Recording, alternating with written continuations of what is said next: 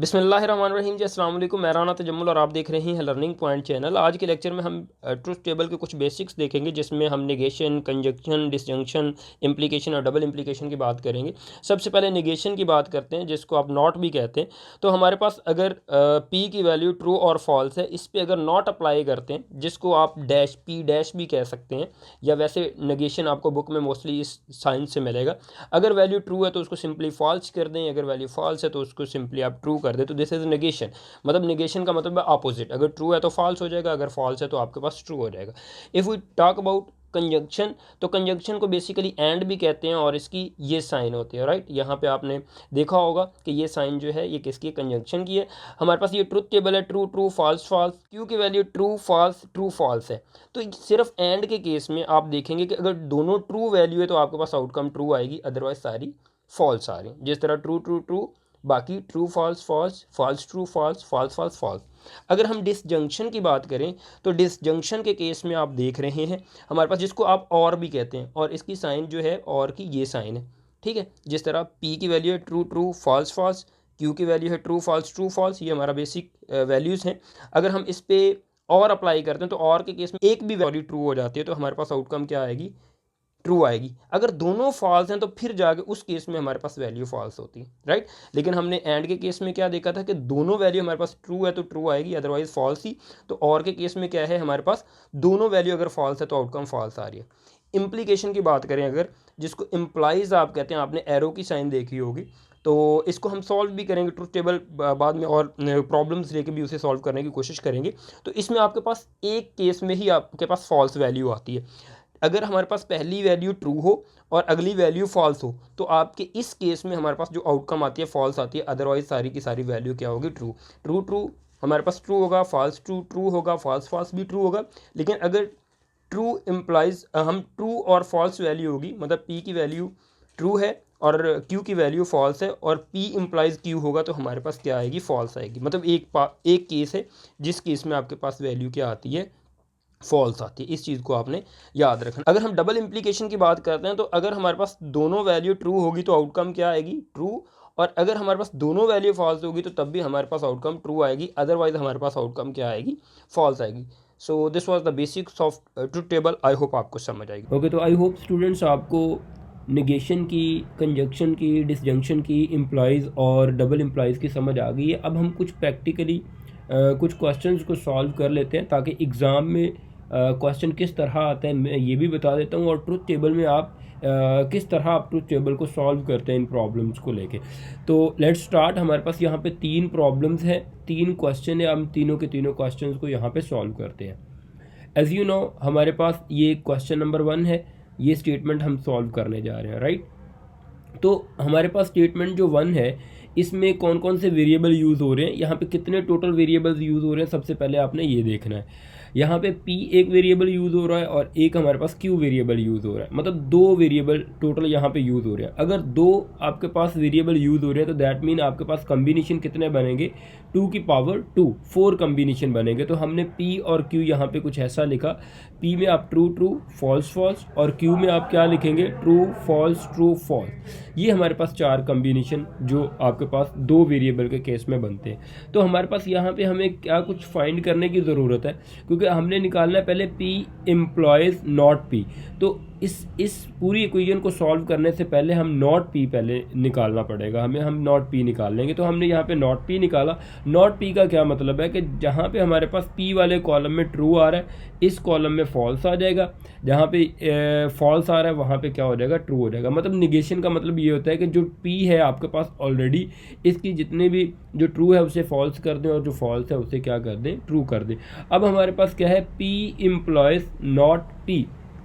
तो p employees not p को आप कैसे सॉल्व करते हैं, जिस तरह हमने p एम्प्लॉयज़ नॉट p के केस में हमने देखा था कि हमारे पास अगर हम p को एम्प्लॉय कर रहे हैं नॉट p पे, अगर हमारे पास p में ट्रू आ रहा है और नॉट p में फॉल्स आ रहा है, तो सिर्फ इस केस में हमारे पास क्या बनेगी, आउटपुट फॉल्स बनेगी। कि आपके पास जिस को आप एम्प्लॉय कर रहे हैं उसमें ट्रू है, और जिस पे एम्प्लॉय कर रहे हैं अगर वो फॉल्स है तो हमारे पास फॉल्स आता है। जिस तरह यहाँ पे ट्रू है, हम एम्प्लॉय कर रहे हैं नॉट पी पे, तो यहाँ पे ट्रू और यहाँ पे फॉल्स है तो दैट मीन फॉल्स होगा। यहाँ पे भी ट्रू है और यहाँ पे फॉल्स है तो यहाँ पे फॉल्स होगा। बाकी सारे केस में क्या होगा, हमारे पास ट्रू होगा। सिर्फ ये एक केस आपने याद रखना है एम्प्लॉय के केस में, जिस तरह हमने प्रीवियसली देखा है।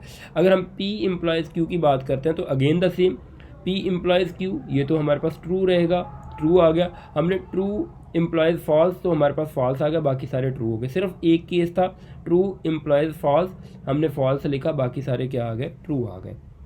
उसके बाद हमारे पास ये आ गया था, हमारे पास पी एम्प्लॉयज़ नॉट पी, ये हमने निकाल लिया पी एम्प्लॉयज़ क्यू। तो इन दोनों का हमने क्या कर देना है, हमारे पास यहाँ पे क्या आ रहा है, डिसजंक्शन आ रहा है, मतलब और आ रहा है। और के केस में हम क्या करते हैं कि एक भी हमारे पास ट्रू आ जाता है तो हम क्या करते हैं, आउटपुट में ट्रू लिखते हैं। तो यहाँ पे ट्रू आ गया तो हम ट्रू लिख देंगे। इन दोनों, ये दोनों हमारे पास फॉल्स है तो इसलिए हमने फॉल्स लिखा। ये दोनों ट्रू है, ट्रू लिख देंगे। ये दोनों ट्रू है तो मतलब एक भी ट्रू, क्योंकि हम किस किस का और कर रहे हैं, ये दो कॉलम का, एक ये वाला कॉलम है और एक हमारे पास ये वाला कॉलम है, तो इसलिए ये हमारे पास आउटपुट आ गई। तो ये हमने पहले क्वेश्चन को सॉल्व कर लिया। आई होप आप रिलेट कर पा रहे होंगे। हमने जो प्रीवियसली कॉन्सेप्ट पढ़े हैं वो सारे के सारे कॉन्सेप्ट यहाँ पे क्या हो रहे हैं, फुलफिल हो रहे हैं। अब हम जो नेक्स्ट क्वेश्चन है, सेकंड क्वेश्चन, इसको सॉल्व करने की कोशिश करते हैं। यहाँ पे आपके पास अगेन द सेम स्टेटमेंट लिखी हुई है हमारे पास, क्योंकि यहाँ पे दो वेरिएबल हैं पी एंड क्यू। पी के केस में हमारे पास true true false false, Q के केस में ट्रू फॉल्स। और हमारे पास क्योंकि हमने नॉट पी के साथ इसको क्या करना है, हमारे पास एंड है, तो हम क्या करेंगे, पहले नॉट पी निकालेंगे। नॉट पी के केस में हमने क्या किया है कि जो भी पी में हमारे पास साइन है ये अपोजिट हो जाएंगे, जो ट्रू है वो फॉल्स हो जाएगा और जो फॉल्स है वो क्या हो जाएगा, ट्रू हो जाएगा। तो ये हमारे पास नॉट पी आ गया, राइट। अब हमारे पास एंड के केस में क्या होता है कि अगर दोनों वैल्यू हमारे पास ट्रू होते हैं तो तब हम ट्रू लिखते हैं, अदरवाइज फॉल्स। तो हमारे पास पी एंड नॉट पी हम कर रहे हैं, यहाँ पे true false false, true false false, false true false. यहाँ पे पी में क्या है, फॉल्स, और नॉट पी में क्या है, ट्रू, तो दैट मीन ये भी फॉल्स। ये सारे का सारा हमारे पास कॉलम फॉल्स का आ गया। और उसके बाद इस कॉलम को हम एम्प्लॉय कर रहे हैं, ये वाला जो कॉलम है हमारे पास fourth column false false false वाला, इसको हम एम्प्लॉय कर रहे हैं किस पे, क्यू पे। तो हमारे पास क्यू में क्या आ रहा है, फॉल्स और ट्रू। हमने कहा था अगर ट्रू फॉल्स हो तो हम मतलब पहली वैल्यू ट्रू हो जिसको हमने देखना है, अगर दूसरी वैल्यू फॉल्स है तो हम सिंपल फॉल्स लिखते हैं, अदरवाइज सारे केस में क्या आता है, ट्रू। तो इस केस में सारे फॉल्स हैं, मतलब ये कि ट्रू एक भी वैल्यू नहीं है, मतलब फॉल्स ट्रू ट्रू होगा, फॉल्स फॉल्स ट्रू होगा, फॉल्स ट्रू ट्रू होगा और फॉल्स फॉल्स ट्रू होगा। तो हमारे पास अगर यहाँ पे इस कॉलम में हमारे पास होता ट्रू और इस कॉलम में हमारे पास होता फॉल्स, तो देन हमारे पास एक ही कंडीशन थी एम्प्लॉयज़ की, आपको पता है कि आपके पास जो ट्रू फॉल्स हो तो हमारे पास फॉल्स होता है, अदरवाइज सारे के सारे केस में ट्रू होते, तो इसलिए सारे के सारे यहाँ पे आउटपुट में ट्रू आ रहे हैं।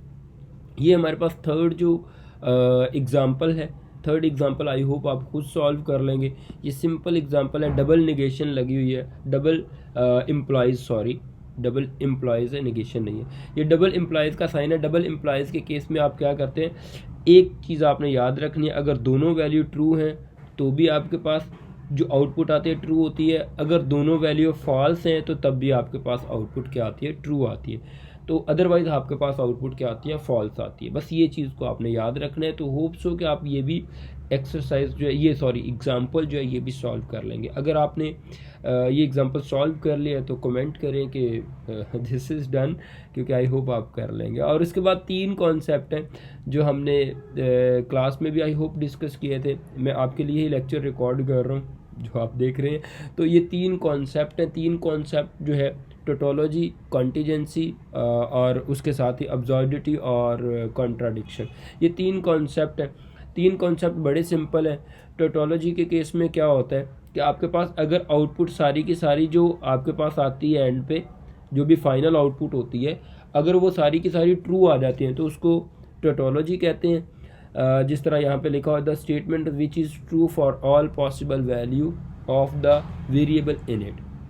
कंटीजेंसी के केस में क्या है, जिस तरह इसमें सारे ट्रू हैं तो आप इसको टोटोलॉजी कह देंगे। Contingency, the statement which is true और फॉल्स, मतलब दोनों, अगर इसमें कुछ फॉल्स होते कुछ ट्रू होते, दोनों का मतलब कुछ ट्रू वैल्यू होती कुछ फॉल्स होती तो उसको कंटीजेंसी कह देते। अगर ये सारी फॉल्स होती तो उसको क्या कहते हैं आप, अब्सर्डिटी और कॉन्ट्राडिक्शन। जिस तरह यहाँ पे लिखा हुआ है the statement which is false for all possible value of the variable, right.